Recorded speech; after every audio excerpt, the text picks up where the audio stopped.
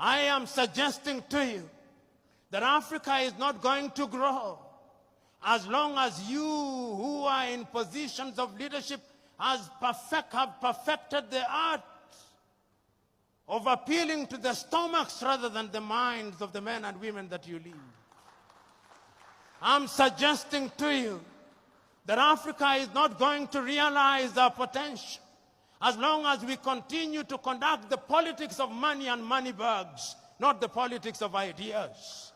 I'm suggesting to you that Africa is never going to realize our potential as long as we are dividing our people along ethnic lines. I'm suggesting to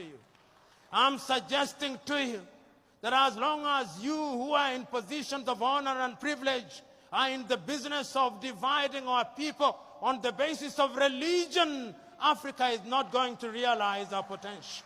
I watched a movie about Mahatma Gandhi, and I remember that great man saying in one of the scenes in the movie that he remembers one day when somebody who was more enlightened than the other preachers came, and he said that on that day he saw that preacher reading from the Muslim Quran on to the Christian Bible, on to the Jewish Torah, on to the Hindu Gita, and on to incantation in African religion, as if it did not matter which book was being read as long as God was being worshipped. I look forward to the day when those of you who are in positions of leadership will be able to tell our people, wherever they are in Nigeria or Africa, that it is not for us to fight for God. If I have a God for whom I have to fight for, that is not a God. The God that I worship fights for me. And if we accept that that is the nature of God, that is omnipresent, omniscient, and He knows all, then we are going to unite our people. In other words, I'm saying that if we are going to have a followership that is going to change the continent of Africa, we have got to exorcise the ghost of ethnicity. We have got to exorcise the ghost of ignorance. We have got to exorcise the ghost of poverty. We have got to exorcise the ghost of narrow-mindedness. You may think that you have lulled them into a false sense of security. You may think that you have deadened their minds.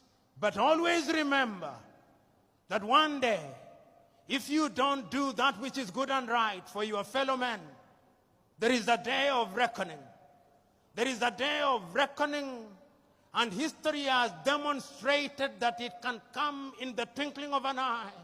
History has demonstrated that kings have been toppled. History has demonstrated that presidents have been removed.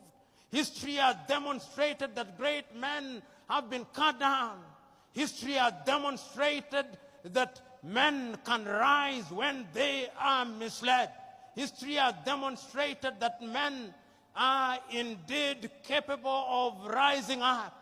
You know, I always read these words of the American Declaration of Independence because I love them. They apply to humanity. Before America became what it is, they had enlightened men. We hold these truths to be self-evident, that all men are born equal, that they are endowed by their Creator with certain unalienable rights, that among those are life, liberty, and the pursuit of happiness. And it is for this reason that governments are instituted amongst men. And that when those governments fail to perform, it is the duty of those people to rise up and to remove such government.